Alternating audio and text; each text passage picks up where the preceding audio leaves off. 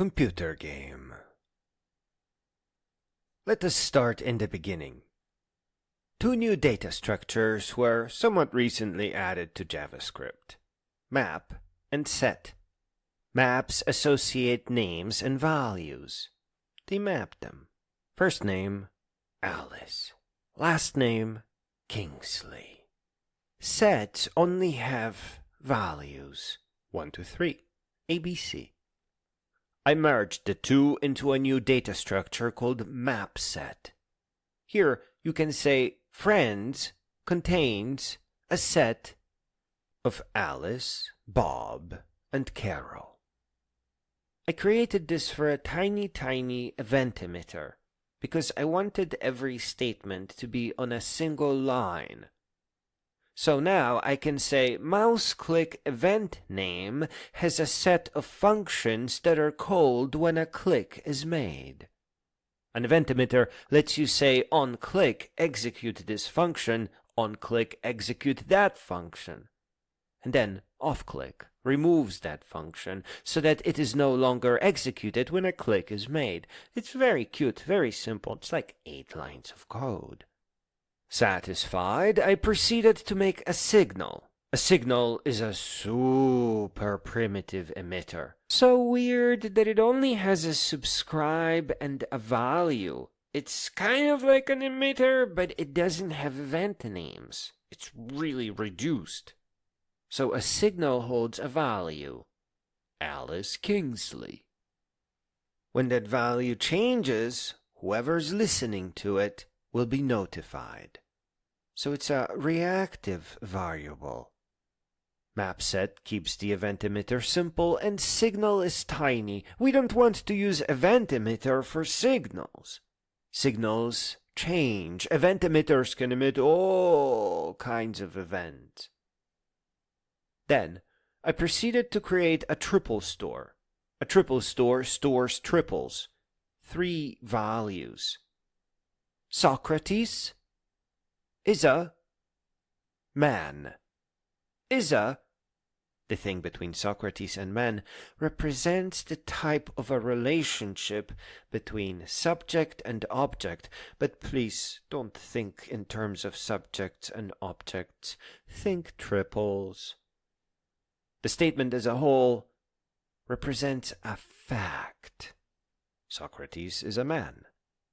I made my triple store query return signals. Query is how you get at the facts stored in the triple store. And I asked, is Socrates mortal? My triple store did not have that information, so the signal did not do anything. It just sat there waiting for a change. I need to be able to notify my signal when I add new facts to the store. My signals have to listen to specific events to get the right updates. They are primitive. They just hold a value. With a triple store based on an event emitter, they could, however, listen to just the right facts. So before I return them from the query, I would connect the event emitter with them and pipe information into them, thus changing their value. But Socrates is a man fact is far from concepts of mortality. So I upgraded my now reactive triple store with a rule engine. I then proceeded to add a transitive rule that states when x is a y and y is a z, then x is a z. And I proceeded to state that man is a mortal. And my signal lurched forward, announcing that Socrates, at least technically, is a mortal. So when x is a y and y is a z, then x is a z translates to when Socrates is a man and man is a mortal, then Socrates is a mortal. It's really that primitive. Tricky to get used to, but very clear. Because this is a reactive system, it is difficult to navigate, so I created a range of progressively more challenging tests. I made a sign-up form that checks if user is a member. I created a little prompt program like AI today, but inspired by the old Mozilla Ubiquity that accepts some commands. And then, with system showing no errors or memory leaks, I proceeded to the creation of a text adventure game. I told AI to make a node-based server.js to bypass browser security so that I could make requests to any server.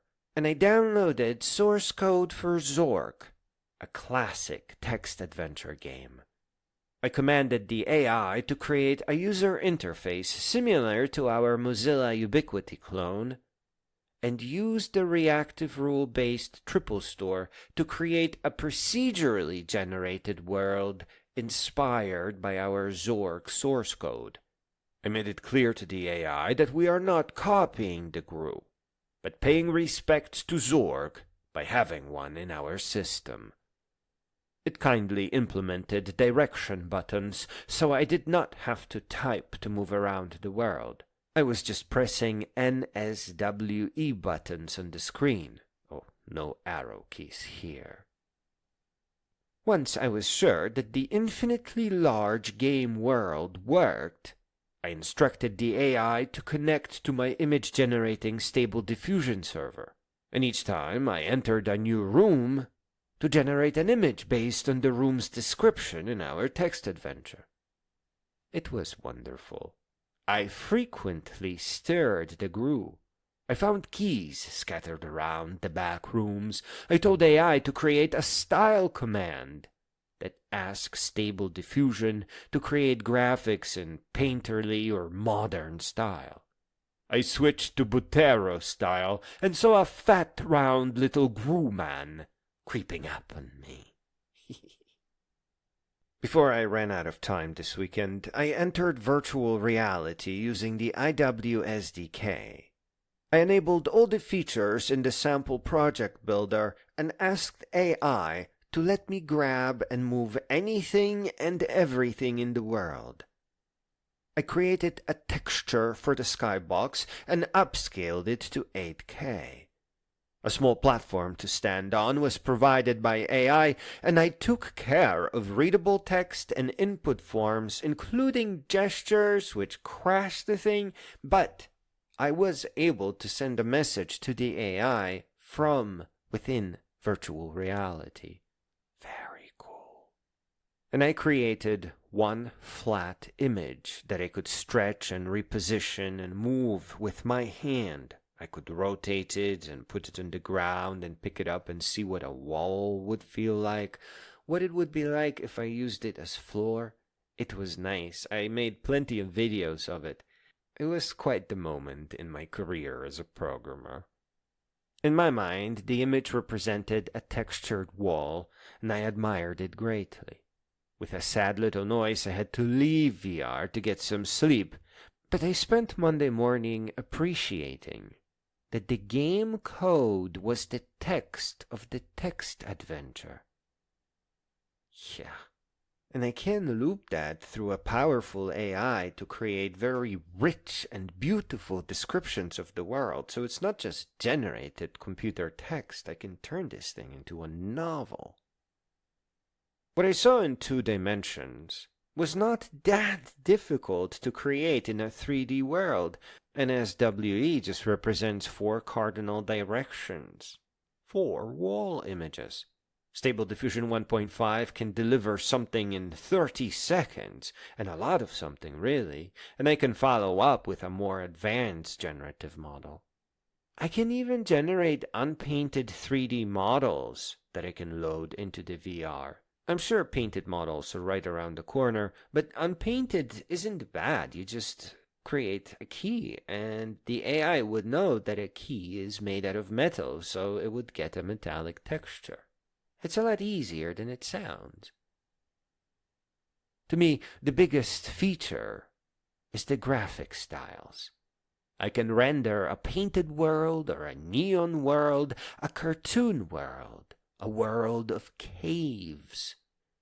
Taking a walk through an infinite portal universe, emerging around you in ways never witnessed by a human being, is pretty wonderful. But I admit it, something has to be done about that group.